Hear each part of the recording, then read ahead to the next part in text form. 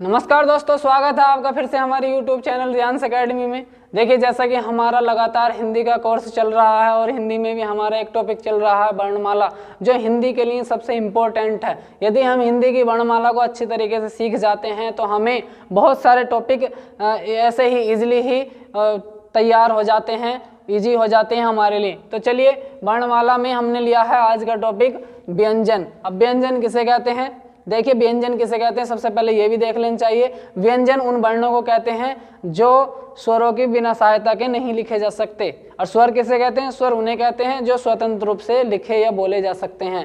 अब व्यंजनों में हमने देखा था, लास्ट वीडियो में हमने कुछ इनको बांटने का आधार बनाया था, जैसे प्रयत्न के आधार पर या फिर उच्चारण या ध्वनि तंत्र के आधार पर। तो आज हम सीखेंगे घोष के आधार पर, घोषत्व के आधार पर। अब बात आती है कि घोष किसे कहते हैं? घोष कहते हैं भाई जो कंपन होती है, वाइब्रेशन, यानी कि वाइब्रेट। जिस प्रकार तुम अपने फोन में वाइब्रेशन लगाते हो, उसी प्रकार हमें किसी अक्षर को बोलने में, किसी वर्ण को बोलने में यदि हमारे ध्वनि तंत्र के द्वारा यदि कंपन उत्पन्न होती है तो उसे घोष कहते हैं। अब देखिए, किन किन वर्णों से ध्वनि उत्पन्न होती है और किन से नहीं होती है, याद रखना है। कभी कभी क्वेश्चन ऐसे ही आ जाता है, बिल्कुल सेम टू सेम परिभाषा के आधार पर। घोष किन्हें कहते हैं? घोष किन्हें कहते हैं? देखिए, कचटतप हम बता चुके हैं। कचटतप क्या होता है? कचटतप ये क च ट त प, कचटतप। कचटतप वर्ग का पहला या दूसरा, यानी कि पहली लाइन और दूसरी लाइन क्या कहलाती है? हमारी एघोष कहलाती है।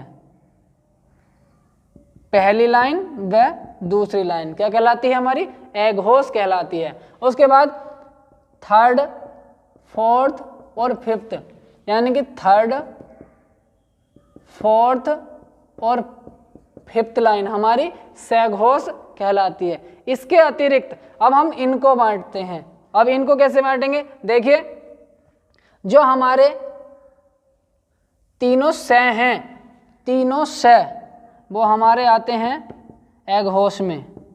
ठीक है फ्रेंड्स। उसके अतिरिक्त जितने हमारे ये बच जाते हैं अंतस्थ व्यंजन और है, अंतस्थ व्यंजन, अंतस्थ व्यंजन लेंगे यहाँ पर, और है हमारे क्या कहलाते हैं? हमारे घोष वर्ण कहलाते हैं। अब इसमें दो वर्ण और छुपे रहते हैं हमारे। यदि हम इसके यहाँ पर और यहाँ पर एक बिंदु लगा देते हैं तो हमारे द्विगुण व्यंजन जो होते हैं हमारे, वह भी छिपे होते हैं और यहाँ पर इनको भी ले लिया जाता है। अब ये देखिए, थर्ड लाइन के बाद आया है, एक फोर्थ लाइन के बाद ही आया है, तो अब हमारे ये है भी हमारे घोष वर्ण हो जाएंगे। और यहाँ पर एक नोट करके लिख लेते हैं हम, सभी स्वर सघोष होते हैं, सघोष या घोष होते हैं। ठीक है फ्रेंड्स। अब बात आती है प्राण के आधार पर। इनको प्राण के आधार पर किस प्रकार बांटा गया है? अब देखिए, ध्यान रखना है, कभी कभी बिल्कुल परिभाषा के आधार पर यह क्वेश्चन बन जाता है कि अल्प प्राण किसे कहते हैं? कचटतप का, कचटतप वर्ग का प्रथम और तृतीय और पंचम,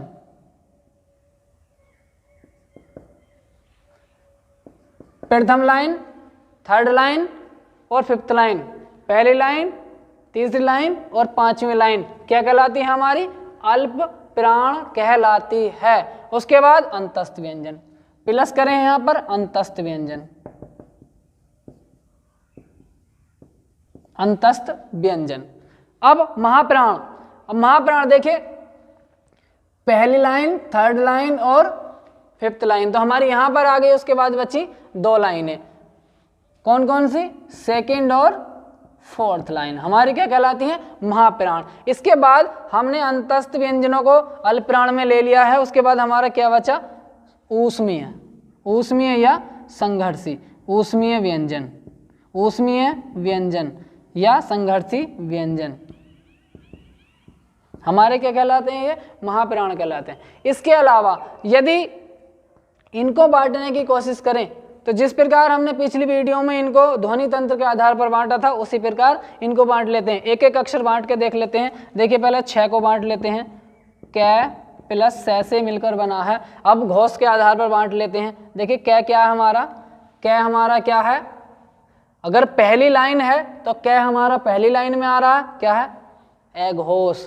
और स हमारा क्या आ रहा है, स हमारा भी अघोष लाइन में आ रहा है, तो छह छत्रिय किस में हो जाएगा, अघोष में चला जाएगा। यदि हम प्राण के आधार पर किसको बांट के देख लेते हैं, चलो त्रय को बांट के देख लेते हैं, या छह छत्रिय को बांट के देख लेते हैं, कंफ्यूजन ना हो बिल्कुल भी। कै प्लस स से मिलकर बना है, कै प्लस स से मिलकर बना है। अब देखिए क्या कौन सी लाइन में है हमारा, पहली लाइन में, और पहली लाइन क्या है, अल्पप्राण। इसको छोड़ दो एक सेकंड के लिए। स क्या हमारा, स है हमारा महाप्राण। देखिए उसमें व्यंजन में महाप्राण।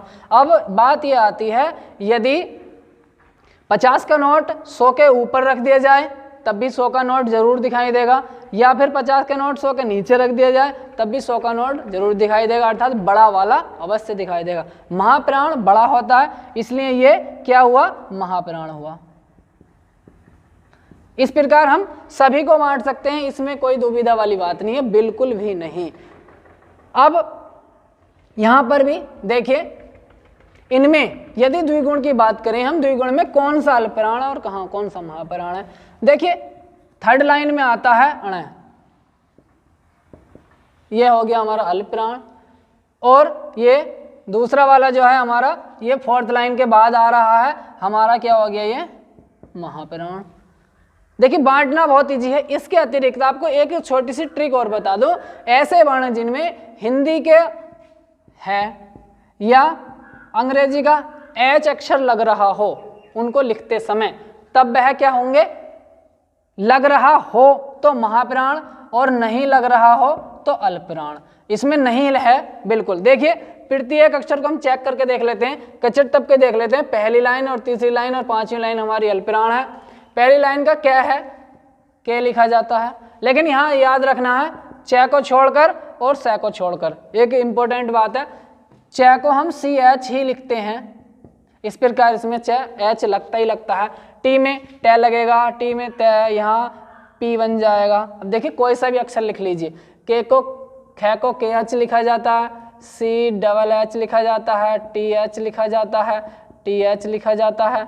अब देखिए पी एच लिखा जाता है। अब इस प्रकार अगर यदि हम इसकी परिभाषा भूल जाते हैं तब प्रत्येक अक्षर के लिए निकाल सकते हैं। अब यहाँ पर है दूसरी वाली में जिसमें लगे, एच लगे, एच का प्रयोग हो। अब यहाँ पर एक ही बात है ध्यान रखनी है बस, स में, अर्थात स को हम अंग्रेजी में एस लिखते हैं, इसके अलावा किसी में भी हम एस महाप्राण में मतलब ऑलरेडी लगाते हैं। एक यही बस अक्षर ऐसा है जो हमें याद रखना अलग से। देखिए एस को एस, ये वाला जो स है हमारा एस एच लिखा जाता है, इसको भी एस एच लिखते हैं हम इसको, और है को तो हम ऑलरेडी ही एच लिखते हैं। अब देखिए यहाँ पर जी एच लिखेंगे, यहाँ जे एच लिखेंगे, यहाँ टी एच लिखेंगे, यहाँ डी एच लिखेंगे, यहाँ बी एच लिखेंगे। जिनमें एच लगे वह महाप्राण, जिनमें नहीं लगे वो अल्पप्राण कहलाते हैं। इसके साथ साथ हम मूल स्वरों की कुछ वर्गीकरण करने में थोड़ा सा भूल गए थे, उसको भी देख लेते हैं हम यहाँ पर अभी। अब देखिए मूल स्वरों की बात करते हैं हम, ए, ई, उ और ऋ। ये हमारे चार मूल स्वर कहलाते हैं। ए को हम कंठीय कहते हैं, अर्थात गले से बोलने वाला। ये हमारा तालव्य, ये हमारा है ओष्ठ्य, और ये हमारा है मूर्धन्य। यदि हम इनसे बाकी स्वरों का निर्माण करते हैं, जैसे एक दो बना के देख लेते हैं। यदि हम ए प्लस ए बनाएं तब ये क्या कहलाता है हमारा, तब भी बड़ा आ बनकर आता है और हमारा कंठीय ही कहलाएगा। उसके बाद यदि हम एक अक्षर और बना के देखते हैं, ए के साथ ई लें, यदि हमारा बन के आता है ए, तब ये क्या कहलाएगा। देखिए ए तो क्या हमारा कंठ्य और ई क्या तालव्य, तो हमारा हो जाएगा कंठ तालव्य। इस प्रकार हम सभी को बना सकते हैं, एक एक करके सभी को बना सकते हैं। तो चलिए फ्रेंड्स, हमने यहाँ पर सभी को देख लिया है, लेकिन एक बात और बतानी थोड़ी सी रह गई है अभी। देखिए यहाँ पर एक चीज़ और बतानी है, जो हमारे एक दो वर्ण हैं, जैसे कि ये तीनों, तो ये हैं हमारे पंचम वर्ण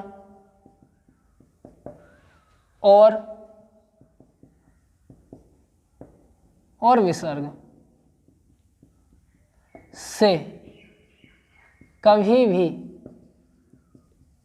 कोई शब्द शुरू नहीं होता, कोई शब्द शुरू नहीं होता।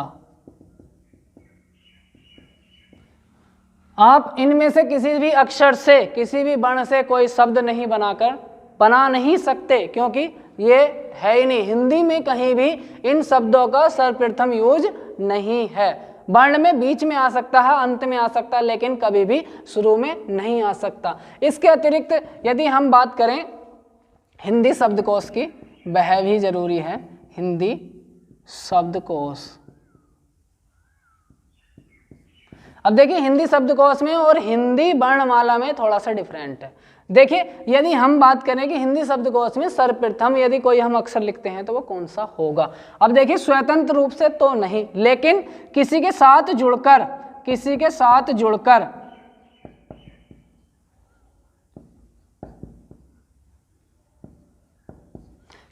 साथ जुड़कर सर्वप्रथम क्या आता है हमारा, अनुस्वार आता है। सर्वप्रथम क्या आता है हमारा, अनुस्वार आता है, यदि साथ जुड़ने की बात करें तो। यदि हम इनका क्रम लगाएं तो ये हमारा क्रम बिल्कुल सही है।